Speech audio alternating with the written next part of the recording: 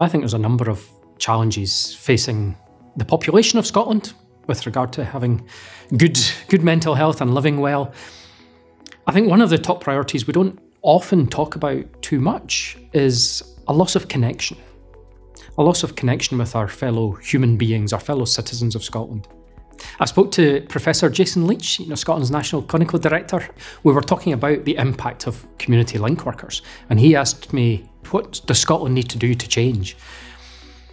I don't know that I've got a good answer to that, but I think a comment I would make is, I wonder to what degree social policy is failing if people feel there's nowhere to turn but their GP. Not because their health is a problem, but because society is a problem, because of social problems, poor housing, poor unemployment, people working full time but can't afford to put their heating on.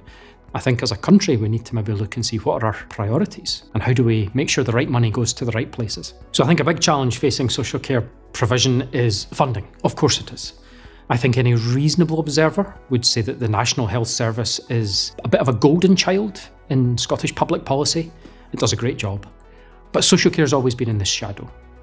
And I think we need to try and emerge from the shadows. We need to demonstrate the impact of good social care on people being able to thrive in their community. I think if we get the investment right, if we appropriately remunerate what is an essential workforce delivering essential public services, then absolutely the potential is there to help everyone thrive.